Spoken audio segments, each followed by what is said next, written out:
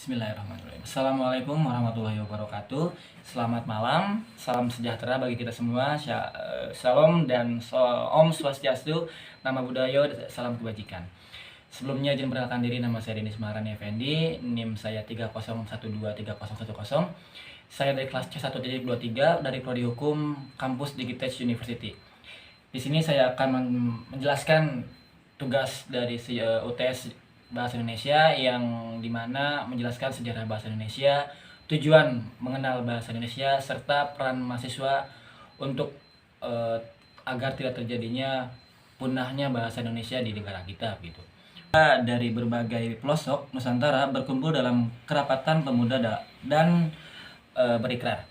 Yang pertama, bertumpah darah yang satu tanah Indonesia, berbangsa yang satu bangsa Indonesia, dan menjunjung bahasa bersamaan bahasa Indonesia. Ikrar para pemuda ini dikenal dengan nama Sumpah Pemuda.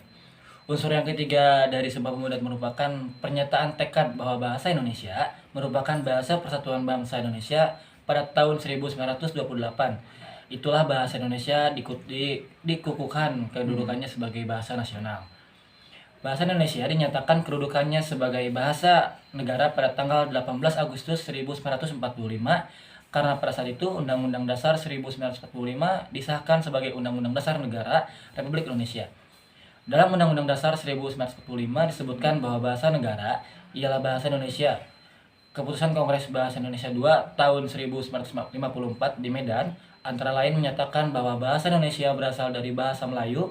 Bahasa Indonesia tumbuh dan berkembang dari bahasa Melayu yang sejak zaman dulu sudah digunakan sebagai bahasa perhubungan, bukan hanya di Kepulauan Nusantara, melainkan juga hampir di seluruh Asia Tenggara. Bahasa Melayu mulai dipakai di kawasan Asia Tenggara sejak abad ke-7. Bukti yang menyatakan itu ialah dengan ditemukannya prasasti di Kedukan Bukit Brangka tahun 683 Masehi. Palembang, Talang Tuwo, berangkat tahun 684 Masehi, Palembang. Kota Kapur berangkat tahun 686 Masehi, Bangka Barat, dan Karangbrahi berangkat tahun 688 Masehi, Jambi. Prasasti itu bertuliskan huruf Pranagari berbahasa Melayu kuno. Bahasa Melayu kuno ini tidak hanya dipakai pada zaman Sriwijaya, karena di Jawa Tengah, Gandasuli juga ditemukan prasasti berangkat tahun 832 Masehi, dan di Bogor ditemukan prasasti berangkat tahun 942 Masehi yang juga menggunakan bahasa Melayu kuno. Pada zaman Sriwijaya, bahasa Melayu dipakai sebagai bahasa kebudayaan, yaitu bahasa buku pelajaran agama Buddha. Bahasa Melayu juga dipakai sebagai bahasa perhubungan antar suku di Nusantara dan sebagai bahasa perdagangan, baik sebagai bahasa antar suku di Nusantara maupun sebagai bahasa yang digunakan terhadap para pedagang yang datang dari luar Nusantara. Informasi dari seorang ahli sejarah Cina, Ising, yang belajar agama Buddha di Sriwijaya, antara lain menyatakan bahwa di Sriwijaya ada bahasa yang bernama Koen Loen Ising, Koen Loen Ising, Koen Loen. Yang dimaksud Koen Loen adalah bahasa perhubungan lingua franca di Kepulauan Nusantara, yaitu bahasa Melayu. Perkembangan dan pertumbuhan bahasa Melayu tampak makin jelas dari peninggalan kerajaan Islam, baik yang berupa batu bertulis seperti tulisan pada batu nisan di Minye Tujoh, Aceh, berangkat tahun 1380 Masehi, maupun hasil susastra abad ke-16 dan ke-17 seperti syair Hamzah Famsuri, Hikayat, Raja-Raja, Pasai Sejarah Melayu, Tajus Salam, dan Busta Musalatin. Bahasa Melayu menyebar ke pelosok Nusantara bersamaan dengan menyebarnya agama Islam di wilayah Nusantara. Bahasa Melayu mudah diterima oleh masyarakat Nusantara sebagai bahasa perhubungan antar pulau, antar suku, antar pedagang, antar bangsa, dan antar kerajaan, karena bahasa Melayu tidak mengenal tingkat tutur. Bahasa Melayu dipakai di mana-mana di wilayah Nusantara serta makin berkembang dan bertambah kukuh keberadaannya. Bahasa Melayu yang dipakai di daerah di wilayah Nusantara dalam pertumbuhannya dipengaruhi oleh corak budaya daerah. Bahasa Melayu menyerap kosakata dari berbagai bahasa, terutama dari bahasa Sanskerta, bahasa Persia, bahasa Arab, dan bahasa-bahasa Eropa. Bahasa Melayu pun dalam perkembangannya muncul dalam berbagai variasi dan dialek. Perkembangan bahasa Melayu di wilayah Nusantara mempengaruhi dan mendorong timbulnya rasa persaudaraan dan persatuan bangsa Indonesia. Komunikasi antar perkumpulan yang bangkit pada masa itu Menggunakan bahasa Melayu, para pemuda Indonesia yang tergabung dalam perkumpulan pergerakan secara sadar mengangkat bahasa Melayu menjadi bahasa Indonesia yang menjadi bahasa persatuan untuk seluruh bangsa Indonesia. Sumpah Pemuda 28 Oktober 1928. Kebangkitan nasional telah mendorong perkembangan bangsa Indonesia dengan pesat. Peranan kegiatan politik, perdagangan, persurat kabaran, dan majalah sangat besar dalam memodernkan bahasa Indonesia. Proklamasi Kemerdekaan Republik Indonesia 17 Agustus 1945 telah mengukuhkan kedudukan dan fungsi bahasa Indonesia secara konstitusional sebagai bahasa negara.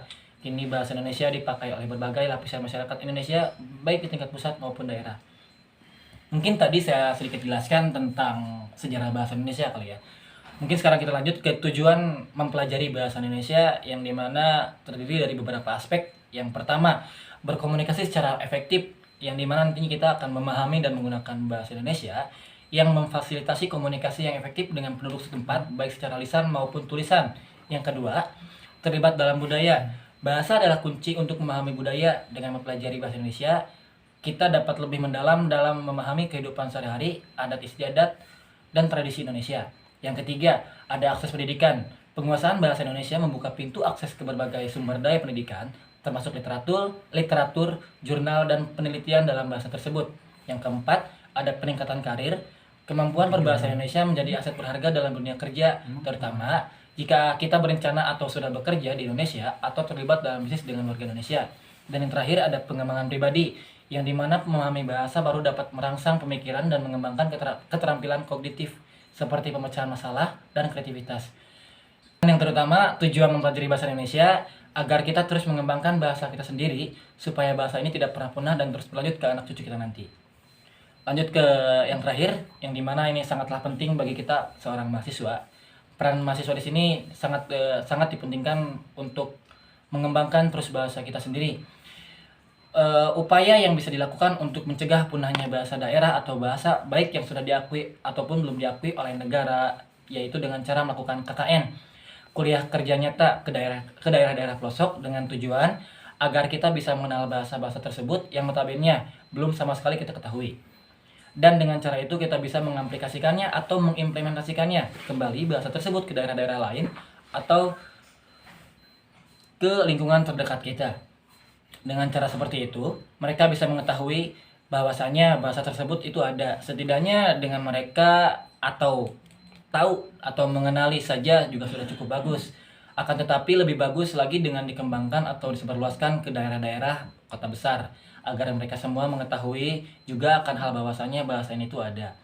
Meskipun belum diakui oleh negara, dan yang paling terpenting, kita sebagai mahasiswa harusnya punya kesadaran tersendiri dan peka terhadap masalah-masalah yang sedang terjadi di lingkungan terdekat ataupun lingkungan yang lebih luas lagi. Mungkin kalau peka terhadap masalah negara itu terlalu jauh. Peka terhadap diri sendiri dulu saja, bahwasanya diri kita juga perlu dibenahi. Maka timbullah sebuah kutipan yang berbunyi, benahi dulu diri sendiri, baru benahi masalah di sekitar. Mungkin dengan cara itu kita para mahasiswa, khususnya para Gen Z, bisa sadar akan ketidakpekaannya kita terhadap masalah di sekitar, apalagi kita khususnya sebagai mahasiswa hukum. Mungkin sekian penjelasan dari saya terkait dari sejarah bahasa Indonesia, tujuan mempelajari bahasa Indonesia, serta upaya-upaya bagi mahasiswa untuk mencegah akan terjadinya punahnya bahasa kita. Sekian dari saya. Mohon maaf bila ada salah kata atau pengucapan dan penyampaian. Wabillahi taufiq wal hidayah. Wassalamualaikum warahmatullahi wabarakatuh.